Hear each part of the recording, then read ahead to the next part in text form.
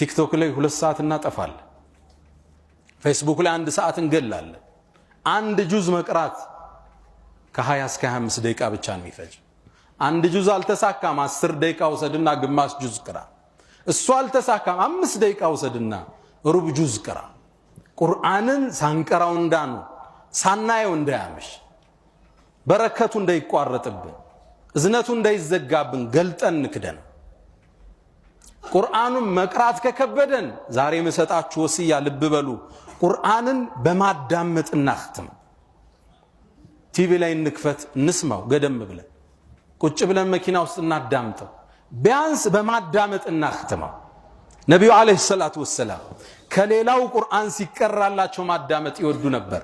ابن مسعود رضي الله تعالى عنه كما عند البخاري ላይ በተዘገበው ጠሩኝ አለ ነብዩ አለይሂ ሰላቱ ወሰላም። ابن مسعود ተጠጋቸው اقرا علي ያሉኝ፣ ቁርአንን አንብብብኝ አሉ። ابن مسعود ሀያ ያዘው። اقرا عليك وعليك انزل፣ ባንተ ላይ ቁርአን ወርዶ ባንተ ላይ አነባለሁ እንዴ አላቸው። እሳቸው ነብዩ አለይሂ ሰላቱ ወሰላም አሉ እኔ ከሌላ ሳዳምጠው ደስ ይለኛል።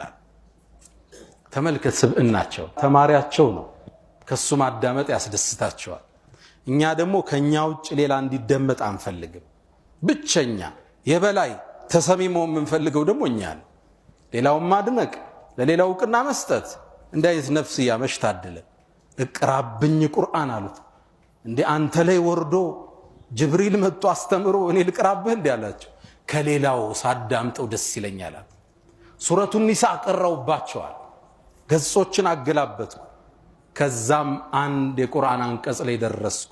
ፈከይፈ ኢዛ ጅእና ሚን ኩሊ ኡመቲን ቢሸሂድ ወጅእና ቢከ ዐላ ሃኡላኢ ሸሂዳ። እንዴት ሊሆን ነው ይላል ቁርአን። በእያንዳንዱ ኡመት ላይ ምስክር አድርገን ስናመጣ አንተንም በኡመቶች ላይ ማድረስህን ምስክር አድርገን ስናመጣ ነገሩ እንዴት ሊሆን ነው ይላል። ክስተቱ አስፈሪ ነው። መልእክተኛው እዚህ ላይ ሐስቡክ በቃ አቁም አሉ። ابن مسعود ምን ይላል? ቀና ብዬ አየዋቸው ይላል። فاذا عيناه تذرفان፣ አይናቸው በእንባ ታጥቦ ነበር ይላል ነብዩ አለይሂ ሰላቱ ወሰለም። መቅራት አልቻልንም፣ ቢያንስ እናዳምጠው። የቁርአን ትክክለኛው ጥፍጥናና እንባ የሚመጣው ስትቀራው ሳይሆን ስታዳምጠው።